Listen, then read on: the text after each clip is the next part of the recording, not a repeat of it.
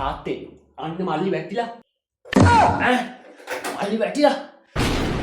මං කිව්වා කට කැඩෙනකම් කිව්වා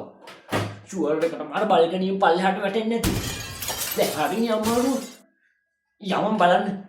නෑ මං කිව්වේ අර මේ මල්ලිගේ රිසල්ට් වෙබ් එකට වැටිලා කියලා හැබැයි තාත්තේ මං දැක්ක විදියට නම් මිනිහා ඇනගෙන ඉන්නේ මත් එක්කවත් හරියට වචනයක් දෙකක් කතා කරේ නෑනේ මේකට ඉගෙන ගන්න කියලා කීයක් නම් වියදම් කරාද එක්සෑම් ෆේල් වෙන සැරේට ආයෙමත් උගන්වුවා දැන් කොහොමද ඔය අපි අපේ නෑදෑ සම්ප්‍රදායට මුහුණ දෙන්නේ හැබැයි තාත්තේ එක්සෑම් නම් මු හරියට ගොඩ දාගෙන තියෙනවා මේ රිසල්ට් ෂීට් එක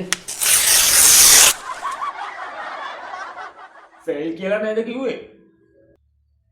නෑ තාත්තේ මම ෆේල් කිව්වේ නෑනේ මං කිව්වේ ඇදගෙන ඉන්න කියලා දැන් කිව්වේ ඇදගෙන ඉන්න කියලා වචනේ මාරු කරන්න ඉන්න එපා පොඩි මිස්ටේක් එක මේ මං කියන්න ගිය තාත්තේ මේ ඇදගෙන ඉන්න කියලා කවුද එතකොට ඇදගෙන ඉන්නේ මං කාමරේට යන්නේ මල්ලි හොද්දට ඇදගෙන පර්ෆියුම් ගහනවා කොහේ හරි යන්න තමයි ඔය ලෑස්ති වෙන්නේ මුගේ වයසත් එච්චර හොඳ නෑනේ පොඩ්ඩක් හොයලා බලුවා නම් නේද හොඳ පොඩි පුතා මෙහාට එනවා ආවම දෙන්න තියෙන්නේ ටර්න් ගාලා කොන්ට හතරක් ගහන්න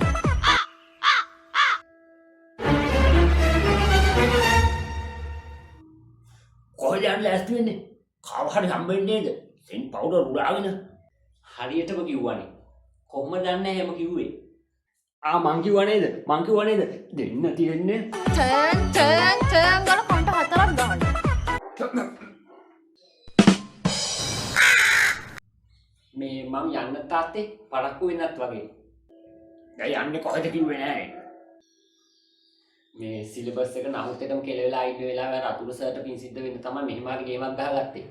මේ රිසල්ට් ආවත් හරි මුලින්ම ගිහිල්ලා හම්බෙන්න එපා යුතුයකමක් හැටියට ඒකයි මම මේ ලෑස්ති වුනේ